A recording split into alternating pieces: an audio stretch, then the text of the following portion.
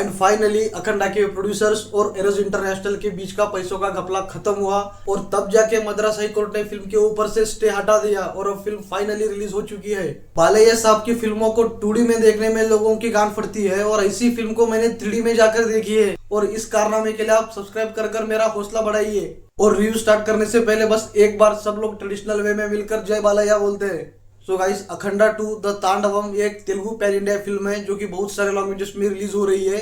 एक 2022 में रिलीज हुई अखंडा मूवी का डायरेक्ट सीक्वल है। अगर सच बोलूं तो पहले अखंडा भी कोई मास्टरपीस नहीं थी जो कि एक सीक्वल डिजर्व करती हो, मगर बालैया साहब का स्टैंडर्ड ही इतना ज्यादा बड़ा है क्योंकि वो फिल्म भी आपको मास्टरपीस लगेगी। मगर उस फिल्म के अंदर जो उनका लार्जर देन लाइफ प्रेजेंटेशन था और हिंदुइज्म से रिलेटेड जो भी स्टफ दिखाए गए थे और बालैया साहब की जो हेवी डायलॉग बाजी थी, वो सब चीजें मिला के एक मीडियोकर फिल्म को भी अच्छी खासी एंटरटेनिंग फिल्म बनाई गई थी। और उन सभी चीजों को ऑडियंस ने इतना ज्यादा पसंद किया था कि वो फिल्म बॉक्स ऑफिस पर तबाही मचाई दी थी। और सिर्फ उतना ही नहीं, थमन का जो बैकग्राउंड म्यूजिक था वो भी पूरा आग लेवल पर था, इसलिए वो मूवी एक नेक्स्ट लेवल पर एक्सपीरियंस दे रही थी। इतनी सारी चीजों के बावजूद उस फिल्म को लोगों ने एक्सेप्ट किया।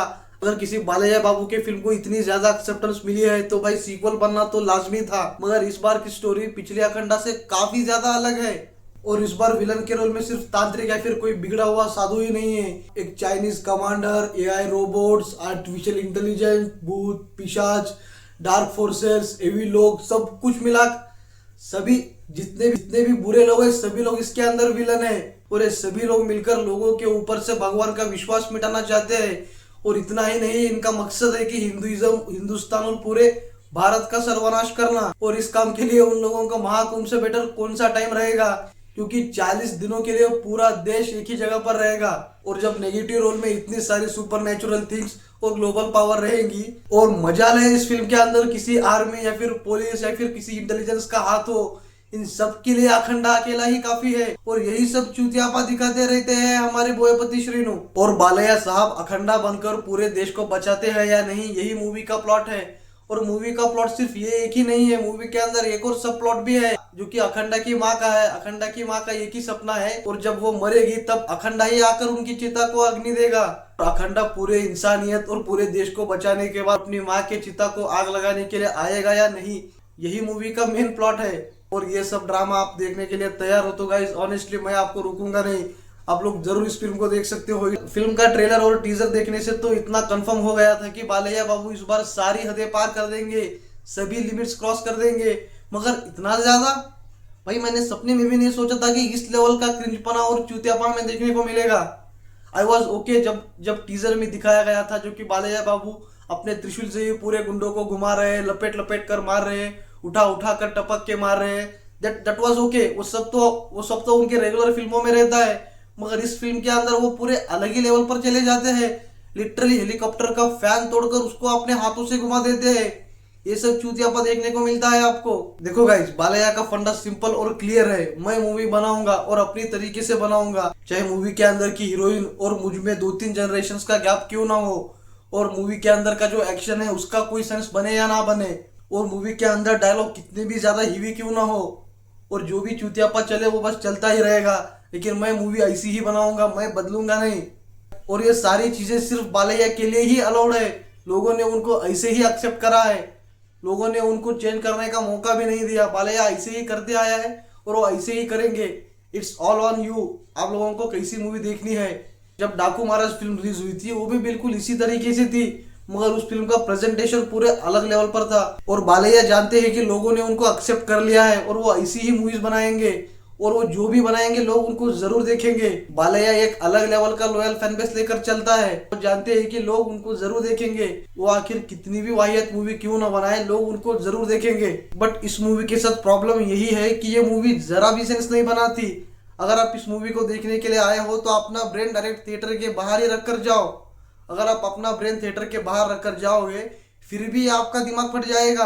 अगर आप अखंडा 1 देखोगे तो उसके अंदर एटलीस्ट आपको भगवान के साथ कुछ तो कनेक्शन दिखाते हैं, मगर इस फिल्म के अंदर लिटरली बालैया को भगवान ही बना दिया गया है। फर्स्ट पार्ट में बालैया भगवान का रूप लेकर लोगों को बचाते हैं, मगर इस फिल्म के अंदर आपको बचाने के लिए खुद भगवान नीचे आएंगे। इस लेवल का सरदर्द आपको इस फिल्म के अंदर मिलेगा। अगर आप पूरा स्ट्रेट 2.5 घंटा इस फिल्म को देखोगे तो आपका भगवान के ऊपर से विश्वास ही उठ जाएगा। तो देख रहे हो ना, बोयापति ने जो भी अपने दिमाग में चला बस सब कुछ पेल दिया। एंड विलन के रोल में है आदि पुली Pinisetty, Saswata Chatterjee, and Chinese commander के रोल में है अरे नाम भी भूल जाता हूँ यार मैं इसका, संगई शेल्त्रिम। एंड गेस करो guys, who is the head of this Chinese commander? इनका हेड होता है सस्वता चैटर्जी।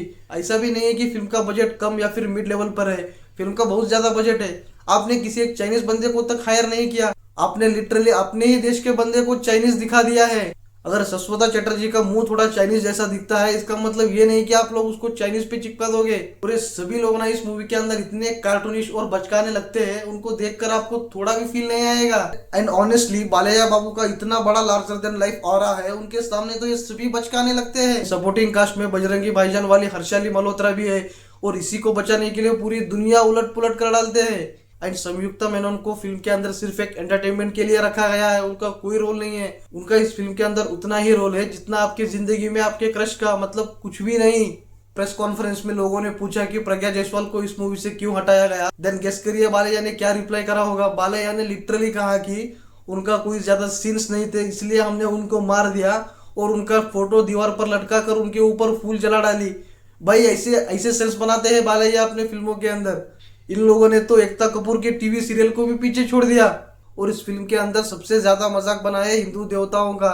बालैया साहब अपने हाथ में त्रिशूल लेकर हर तरफ घुमा देते हैं, उस त्रिशूल को घुमाते घुमाते लोगों को मारते हैं, हेलीकॉप्टर के पंखे को अपने त्रिशूल के ऊपर घुमाते हैं, लिटरली कुछ भी दिखा रहे हैं फिल्म के अंदर। और एक सीन में दोनों हनुमान का गधा मिलता है, और जो हनुमान का गधा उनके हाथ में मिलता है उससे ऐसी पिटाई करते हैं भाई, आपको शर्म आ जाएगी मूवी देखते हुए। जैसा आपने फर्स्ट पार्ट में देखा था, बालैया एटलीस्ट अपने हाथ का तो इस्तेमाल कर रहे थे फाइट सीक्वेंसेस में, मगर इसके अंदर वैसा कुछ भी नहीं है। ये बस लिटरली ऐसे ऐसे एक्शन दिखा रहे हैं फिल्म के अंदर। इस फिल्म के अंदर तो ये बस अपने आंखों से ही एक्शन कर रहे हैं, इनको हाथ भी उठाने की जरूरत नहीं है।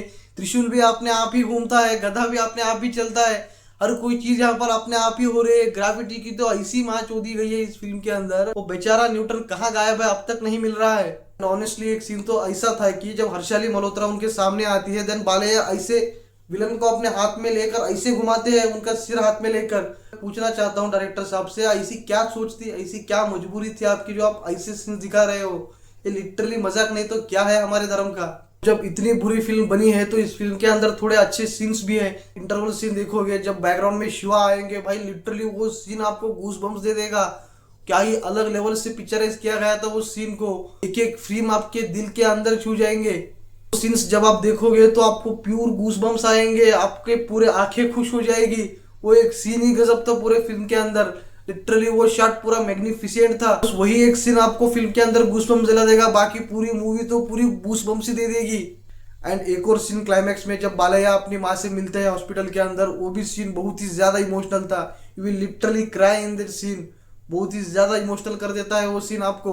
तो हॉस्पिटल का सीन एंड इंटरवल का सीन और एक दो तीन सीन्स होंगे जो कि आपको अच्छा फील करा देंगे, मगर फिल्म इतनी ज्यादा बुरी है कि आप उन अच्छे चीजों को भी भूल जाओगे। और इस फिल्म की सबसे बड़ी पॉजिटिव बात यह है कि बालैया बाबू की एनर्जी, एंड इस एज में भी बंदे की एनर्जी अलग लेवल पर है। बंदा अलग ही लेवल पर सुकून देता है जब पर्दे के ऊपर होगा। उसका larger than life screen presence, उसका ऑरा अलग ही लेवल पर है।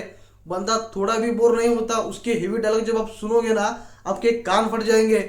एंड ऑनेस्टली इस फिल्म की डबिंग उसने खुद ने की है। ऑनेस्टली अगर ये बंदा अपनी कंफर्ट जोन से बाहर निकलेगा ना, लिटरली तबाही मचा देगा बॉक्स ऑफिस के ऊपर। अब सिर्फ डाकू महाराज मूवी देखो, उसके अंदर के एक्शन सीन्स भी ऐसे ही चूतिया पैसे भरे थे, मगर उस फिल्म का ऑरा ही अलग था। जैसे ही बैकग्राउंड में तमन का म्यूजिक बजता है तो आपको अलग लेवल पर गूज़बम्स मिलते हैं। वो सीन्स, वो फ्रेम्स, बालैया का स्क्रीन प्रेजेंस, भाई सब कुछ तबाही लेवल पर था। एटलीस्ट वैसी मूवी तो बनाओ, जैसे अखंडा 2 जैसी मूवी को वो 100 बार क्लियर करेगी। फर्स्ट पार्ट का बीजीएम इतना सॉलिड था ना, वो बीजीएम ही उस मूवी का सर्विंग पॉइंट था। और इस फिल्म का बीजीएम इतना लाउड है, इतना जोर से बजता है, लिटरली आपके कान फाड़ देगा। आप अपने मन में बोलोगे कि मैं कब थिएटर से बाहर निकलूं और अपने कान का इलाज कराऊं, इस लेवल पर बजता है आपके कान में। एंड डायरेक्टर साहब बोयपति बाबू, आप कैमरा छोड़ दो, आपके बस का नहीं है भाई। वो स्कंदा, विनय विजय रामा और अब अखंडा, इन सब मूवी के बाद आप कैमरा ही छोड़ दो, आपके बस की बात नहीं है ये। जो बातें आप अपने इंटरव्यू, प्रेस कॉन्फ्रेंस में बोलते हो, आप जो मूवी बनाते हो, उनका कोई लिंक नहीं है आपस में। मूवी का वीएफएक्स और सीजीआई वर्क तो इतना घटिया है भाई, मैं क्या ही बताऊं। अगर आप कोई पार्ट 2 मूवी बनाते हो तो एटलीस्ट आपका बेंचमार्क ये तो होना चाहिए कि पार्ट 1 से अच्छा हो, मगर किस बात का आप सीक्वल बनाओगे? अगर आपका पार्ट 1 का वीएफएक्स इसके आगे आपको मास्टरपीस लगे, तो भाई आप कैमरा ही छोड़ दो अपने हाथों से। अगर अखंडा 2 को एक लाइन में रिव्यू किया जाए देन ये कोशिश थी कि जहां पर बालैया बाबू को भगवान दिखाने का ट्राई किया गया था और जो कि स्क्रीन के ऊपर एकदम से बचकाना और बकचोद लग रहा था। मेरी तरफ से इस फिल्म को मिलेंगे 2 star out of 5 and honestly guys better to avoid this film even on OTT। अगर फ्री में भी मिले तो आप लोग मत देखना।